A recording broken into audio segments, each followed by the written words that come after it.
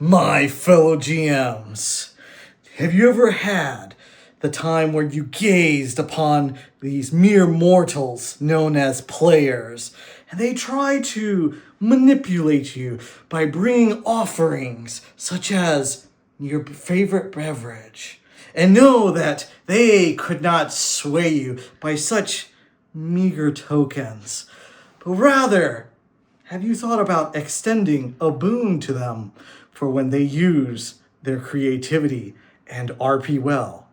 Well, I am here to show you on different ways on how you can reward players when they have creativity.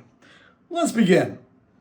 So the first point that we'd like to talk about is the one that you see within the books, both in Dungeons & Dragons and in Pathfinder, and that is the idea of inspiration points or hero points. Inspiration belonging more to Dungeons & Dragons, and hero points and so forth belonging to more Pathfinder. The concept is very similar in that as the GM, you have the opportunity to reward the players with this point and that they can use. And they can use these points to either in 5e gain an advantage on an attack roll, an ability check, or a saving throw. Whereas with Pathfinder, it's more to re-roll, a check that they didn't like, or perhaps even burning their hero points to survive and avoid dying. So that is one simple way in which you can use the books and stuff to kind of, as you see the creativity of the players, and reward them for good RPing. Another way is that of giving them some sort of advantage, a temporary buff, such as where you can have a situational bonus to rolls. For example, there was once where I partook in a mission which was more of a crafting style sort of scenario in which we had where our group was tasked with creating this luxurious outfit fit for a noble person. And because of the guild that we were in, we were dealt with this task so that way we could build rapport and have an in with them.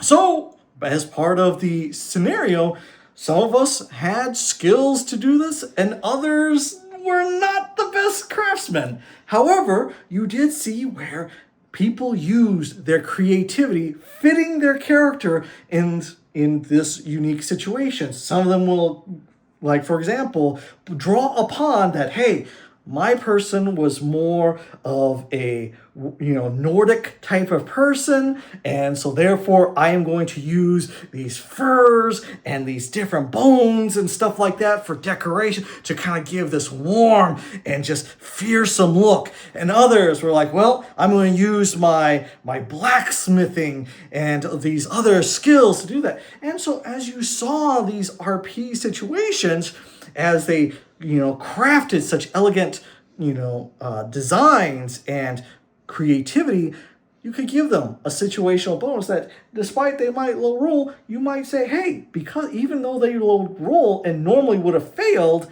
because of how they took these actions, you give them a bonus. Another situation that falls into this idea of a temporary buff or giving them an advantage is wherein you could give them like temporary resistances of sorts. For example, there was this certain dark elf known as Balok. This is a story for another day, but we presented with his RP, we presented a scenario in which he had the opportunity to eat a demon's heart. And in doing so, and falling for the GM's trap, we allowed him to have a situational temporary buff in which, as they went to go face certain demons, he had a temporary bonus to his saves and stuff. And then it went away and stuff. So once again, that is an easy way to award the creativity and RP and help give buffs without breaking the game. Now, here's for the next one is where it gets a little bit tricky, and that's items. GMs, we all know items can be challenging. You give them an item that is way too strong, all of a sudden, the balance of the game is out of whack. We all been there. We all know that. But, with items, there's different ways you can do this as boons and stuff like that. It could be something that's once again, falling in line with a temporary sort of thing, where it's like a certain type of potion, certain type of spell that's hard to find.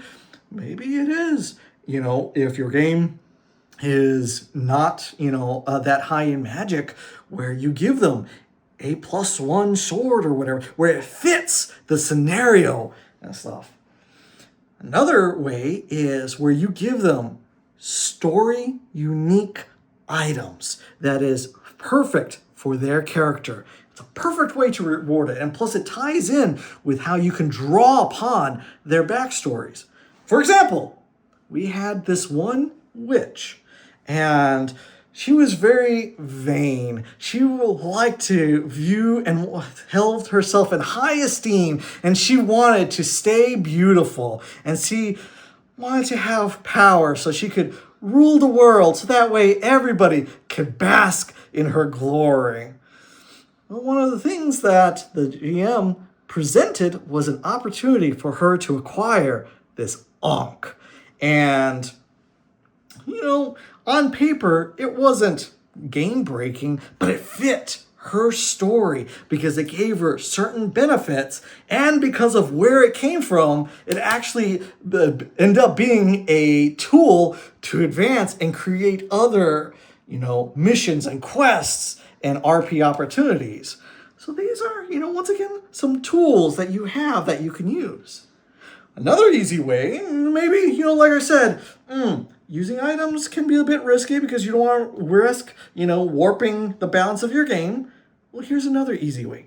Awarding skill points. Now, this doesn't work in every game system, as certain game systems are less dependent on skills than others.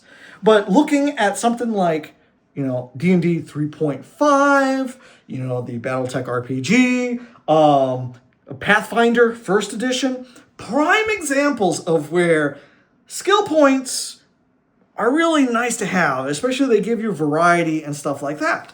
And so this is actually a really good tool to award them if you have where the characters level up as you progress through the story. So it's not like an XP-based situation, but more of a goal sort of progression system, right?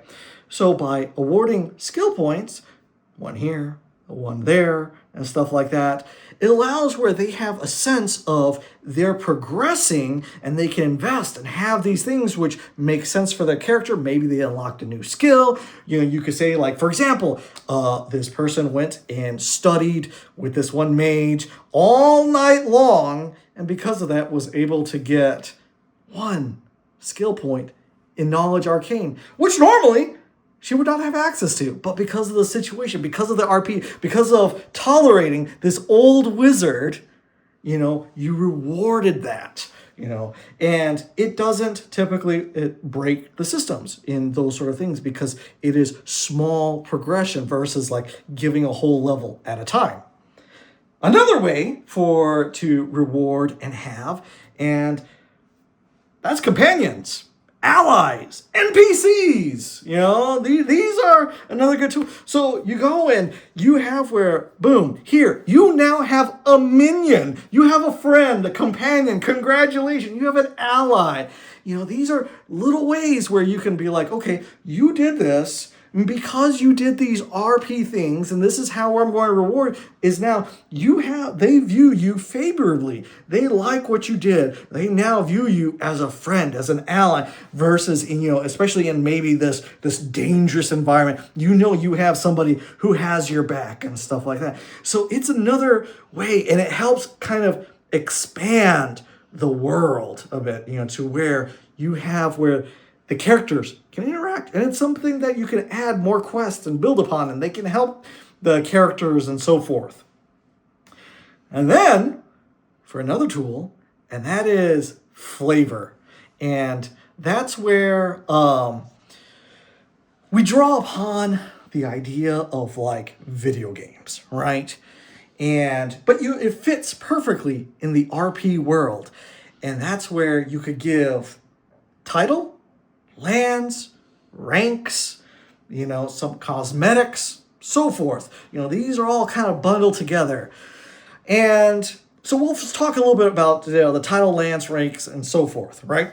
And these are good flavor because you can help reward and give that to the character, usually without, once again, not breaking the game. You give them a thing that fits for their actions, for the scenario, and you're like, boom, this makes sense, right? A prime example that I thought was very neat was that in this one RP guild that I was participating in, they had where your progression was tied to you achieving and acquiring these certain tokens. And each of the different factions had certain criteria to acquire these tokens.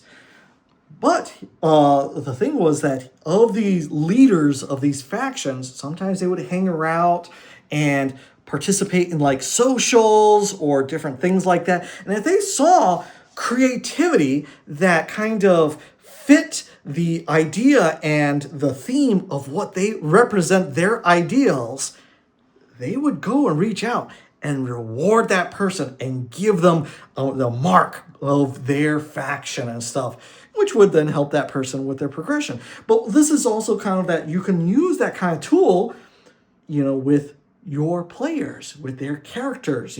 If you see certain things that they do, you could have where, once again, you give this reward and it could tie back to the allies and the companions. Moving on to the last thing is that of cosmetics. And like how I said, we could draw upon like video games, right?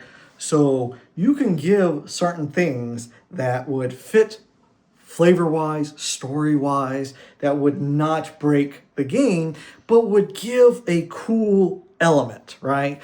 Glowing eyes, these magical rune tattoos that just kind of glow maybe whenever they cast a crit, right? Or if they enrage or something. One of my favorites is how rewarded one of the characters to have this cloak in which if they said greatness, it would billow in the wind, So different things like that where it's just kind of fun and unique, and it just kind of makes them feel special without breaking the game.